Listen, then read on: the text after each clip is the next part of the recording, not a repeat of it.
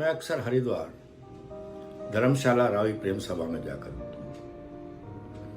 कुछ वर्ष पहले मैं वहां गया।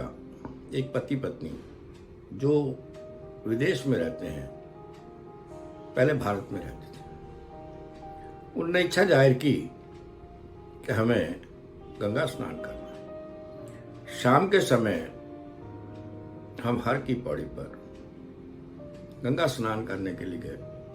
आरती हो रही थी, गंगा स्नान किया, वापस चले तो एक लड़की जो भीख मांग रही थी, माता जी मुझे खाना खिला दो। साथ में ढाबा था, माता जी ने कहा कि इसको खाना खिला दो, जो ये मांगती है इसको दे दो। इतनी देर में और भी बहुत लोग आ गए, हमें भी खिला दो, हमें भी खिला दो। माता जी ने सबको कहा कि बैठो और खाना खाओ। जहां तक मुझे याद है, ढाबे वाले के पास 16 सीटें थी। 16 लोग बैठ गए, खाना खाने लगे। एक लड़का कहता है हम तो शाही पनीर खाएंगे। सभी ने शाही पनीर खाया, जो भी दाल सब्जी खाई, सब बड़े प्रसन्न। उसके बाद एक लड़का जिसकी दोनों टांगे नहीं थी, बैसाखी पर था, माता जी से कहता है कि मेरे घर में माँ बाप है, मैं उनके लिए भी खाना ले जाऊं। इसी प्रकार एक लड़की और कहने लगी मेरी बहन भी घर में है, उसी के लिए भी खाना ले जाऊं। उनके लिए भी 3 पैकेट पैक करवा दो। सभी ने माता जी को बड़ी दुआएं दी और लड़के ने कहा कि माता जी आज आपने खाना खिलाया मेरे माता पिता को, शायद बहुत समय हो गया, उन्होंने कभी भर पेट और अच्छा खाना नहीं खाया। जो हमें मिलता है हम वो लेके खा लेते हैं। माता जी भावुक हो गई।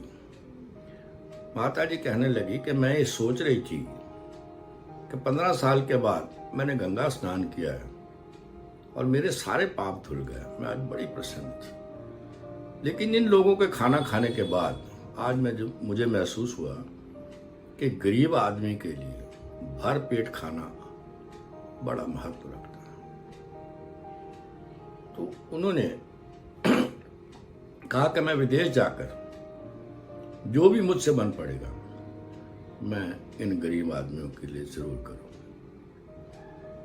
उसके बाद लगभग 2 महीने के बाद माता जी का फोन आया कि मेरी बेटी का रिश्ता बहुत अच्छी जगह हो गया। ऐसी जगह हुआ है जहां हम सोच भी नहीं सकते थे। मेरे पति जो पहले बड़े परेशान रहते थे, अब हरिद्वार से आकर बहुत खुश हैं और हमारे सारे बिगड़े हुए काम बनते जा रहे हैं। मुझे ये नहीं पता कि ये गंगा मैया के दर्शन करने से हुआ, यह उन गरीब आदमियों की खाना खाने से हुआ। माता जी ने $1100 धर्मशाला में दान दिए और कहा कि इस पैसे से गरीब आदमियों को खाना खिलाना। दोस्तों, कहते हैं कि मौसम का रुख हवाएं बदल देती हैं और दुखों का रुख दुआएं बदल देती हैं। दोस्तों, लोगों की दुआएं लेते जाओ तो आपके दुख अपने आप खत्म होते चले जाएंगे। आपका घर परिवार बहुत सुखी रहेगा।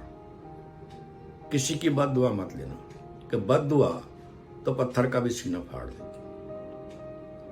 और एक बात, किसी भी गरीब आदमी का या बुजुर्ग आदमी का मजाक मत उड़ाइए, उनकी बेइज्जती मत कीजिए, उन्हें जलील मत कीजिए। हो सकता है जो कटोरा उनके हाथ में आज है, कल किसी और के भी हाथ में हो सकता है। तो इसलिए गरीब का भी आदर कीजिए।